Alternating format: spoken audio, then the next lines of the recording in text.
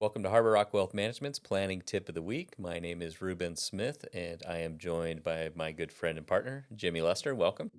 Thanks for the invite. Yeah, happy to have you here. This week, we're going to talk about, or we're going to provide some tips for charitable giving during the holidays. Tis the season. Tis the season, Tis the right? The season. holidays is, Staring us down pretty quick here. yeah, I think we got some turkey coming our way next week. Speaking of turkey, Oh, God. Is that where you're going? fun fact of the day. And he sings, ladies And I'm and singing gentlemen. it. So we're staring down Thanksgiving as we're kicking off holiday season next Sure. week. And I came across some information about turkeys. I'm preparing to make a turkey for my family next week, and we're going to have about 12 folks. I'm thinking about a 15-pound, 16-pound bird from what I've seen. So in my findings, though, in 1989 in London in a competition, the largest turkey ever was recorded at 86 pounds. Good Lord. They likened it to a baby rhino in size. Now when I'm carving the turkey next week, I'm going to be like, look, 86 I don't want to think about pounds? that. So it was eventually sold at auction for almost $7,000 back in 1989. 86 pounds. Nothing against the big turkey, but I would probably opt out of that. I think I'd pass. Yeah, I wonder. Something seems off. I wonder if that one was just allowed to live its life out. And, Maybe they really get to 86 pounds. Yeah, I don't know. But Wow. Okay. Anyway, so if you think you have a big turkey at Thanksgiving, you really didn't have anywhere near the multiply biggest that by one. about 5, and wow. That's right. Whew. So, Okay. Well, there we go. good stuff. Fun fact Well, of the day. that's appropriate considering we got Thanksgiving coming up next week. So. All right.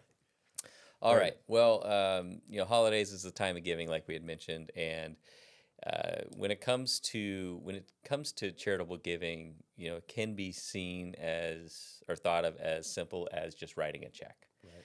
and in a lot of cases, it is. As long Yeah. as you've vetted those organizations, or it's a someone you've donated to in the past, and you feel confident that the Right. money's going to the right place. Unfortunately, this is also the season for scammers. Right, there's a lot of people out there in solicitations that aren't necessarily factual, or where the funds aren't going to where they're saying they're going. Yeah, So you got to anytime be careful. anytime you're doing good, there's going to be people taking advantage. I mean, we've heard that we hate to be like skeptical Right. but you have to do your due diligence.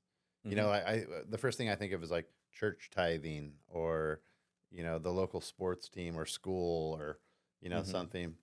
But there's just because there's so many options out there. Like my dad, for instance. I mean, my dad's 83 years old, and every day he opens a mailbox. There's like 5, 6, 7 askings, Opportunities. requests, opportunities to be doing good. Wow. And he doesn't know all of them, but it makes him feel good to participate in some. But at least he can do a little bit of homework. Yeah. And guess what? As soon as you give to one, you're on 10 more lists, Right. So, you just got to be a little careful out there. And, Yeah. and if you strike a check or make a donation, just know that that money has left you, and hopefully it's going to good things. More than likely, that's an irrevocable decision. That's right. Right. Yeah. Okay. So beware of the scammers out there, but also maybe writing a check isn't the most efficient or effective way for you personally to give this holiday season. So we'll talk more about that. Okay. But let's start with ensuring that your charities are legitimate. In other words, do your research, right? Fraud is out there, especially when it comes to charitable giving, and make sure that also coincides with making sure that these charities relate to your end objective or your goal. Okay. What are you trying to donate towards or give towards? Is it a certain cause, a certain disease, certain programs, Or animals? on behalf of a loved one that, Absolutely. battled or succumbed to an illness or something. Yeah, and there's a lot of almost like in the stock market. There's a lot of mega cap stocks. There's a lot of mega cap Sure. organizations out there. Yeah, without naming them, I can think of 5 right right away. and we all know who they are. Sure. Which do good work. Yeah. However, you do hear that or anytime I donate to one of those, I wonder, is my money, how much of I my wonder my how it's being dollar is allocated, actually right? going to what I want it to go to? So, And sometimes, sorry to beat this up, but it just reminded me now that we're talking about this that there'll be some offshoots mhm, that piggyback on some of those well-known names. sure. Be careful. They look very They similar. look really same color, same kind of style. Sure, sure, sure, Yeah, sure. yeah. And that's a good segue into consider donating locally. Mm, Locally, a lot of times you are directly handing checks or funds to, the organization itself. It's right. not, you're not sending something in the mail or giving a credit card or bank Hmm. account information. And the advantage there is that you will be impacting your local community. So you could actually benefit from that in a roundabout way Right. by giving back to local organizations. And, Yeah. and this could be animal shelters, food banks, soup kitchens, you name it. Yeah. Um, I like it. so I like that, and I do tend to donate locally when Yeah, I yeah. can. Set a budget.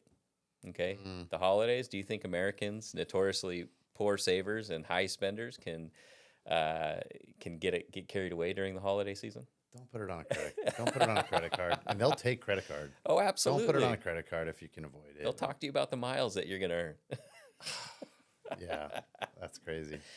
No, but set a budget. In all honesty, heading into the holidays, if you do have charitable desires, think about it now before you're under the gun to make that donation. So if it's Yeah, $100, $1,000, whatever that number is, just know that that's your budget. And once you hit it, there it goes. You're done. yeah, and You've done also, good work, right? if it's $25, if it's $100, if it's whatever, don't feel bad. Like, I need to be giving more, and no, you don't. They'll be glad to get it. Yep. Every penny, that don't, exactly. Don't overshoot. Right. Right. Yeah. Don't feel guilty because you think you're not doing enough. It's plenty. Right. Exactly. Yeah. And I like this next one. It's plan to do well while doing good. Plan to do well while doing good. Plan is the big word. You know Okay. us being planners. I like planning. Okay. All right. And for me, this is an opportunity to be selfish in a way with your giving, and making sure that the giving or the donations that you're making that year align with perhaps your annual tax planning and estate planning. Interesting. Yeah. Okay. Not necessarily what I'm thinking about. Good reminder. It's selfishly, right? Do we Yeah. want to avoid Uncle Sam? Sure. Do we want to give to the right and appropriate Huh. organizations or the ones that are near and dear? Sure. Okay. But there's also ways to do that, maybe more in a customized way that benefits you as opposed to just writing a check. Okay. Okay. So a couple of Wow. these ideas, or the one that comes to mind, it would be a donor advised fund. Hmm. And a donor advised fund is often used, or we use them often with clients that have large tax obligations in a certain year, or they're expecting a large tax obligation. And what this allows them to do is either write a check, make a cash contribution, or even transfer individual securities. You can even transfer Bitcoin. The last time I heard, Oh so man. not Okay. that we deal with Bitcoin, but Yeah. you can transfer a stock, a mutual fund. So you can. It doesn't have to be a direct cash contribution. Like even a vehicle or Uh, you cars. caught me there. I don't know. I Like know you can donate cars for other means, but right. I don't And know if that can necessarily go into a donor advised fund. okay. I don't believe so. Okay. Okay. Because it has to be a marketable security I that they see. can then sell and Makes sense. disperse out to the charity. So, but the advantage here is that you can take an upfront charitable deduction.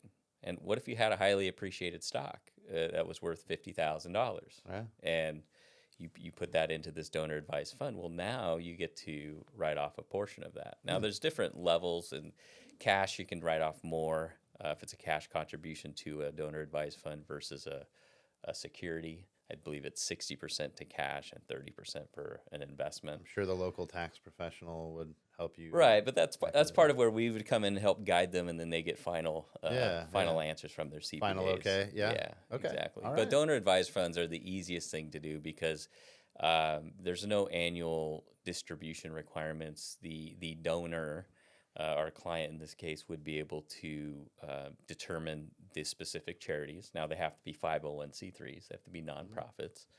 But there's no rush really to make those decisions. So if they need to do a little bit more recon, Yeah, this yeah. is a way for them to make a year-end donation and then really decide where that money's going to go. Love that. So, and it could live on to perpetuity. Yeah. It's something that maybe they fund it one year and the next year they don't need to, and then they have another big tax bill and then they fund it again the following year. So More things that our folks might not even know that's really out there. They're not as familiar with it. I call it like instead of doing, I call it like the blue collar endowment or private endowment or Yeah, I love it. foundation, right? Where a private foundation, you have to file, it's a public record, you know who the board members are, you know exactly, Yeah, yeah. the holdings and everything involved with it. This is, everything's held private. It's, Yeah. So donor advised funds for a lot of our clients are the way to go. Okay. Um, Moving on, we're going to go to keeping records. This makes sense, right? So if you give a gift, make sure you keep that receipt or you make note of it, because when it comes to filing your taxes early next year, you'll want to have that. Otherwise, you may not be able to make that deduction or take that deduction. The next one is a qualified charitable distribution, which is something that we've talked about on these planning tips before. And that's essentially where someone of RMD age has IRA money that they need to take out, part of their required minimum distribution, and they don't necessarily want to take it. Sure. They can actually defer that or direct it directly to a 501c3. I love that one. Fortunately, so many of our clients are in a really nice financial position that they're not just banking on that required minimum distribution Right. to put it towards core expenses Right.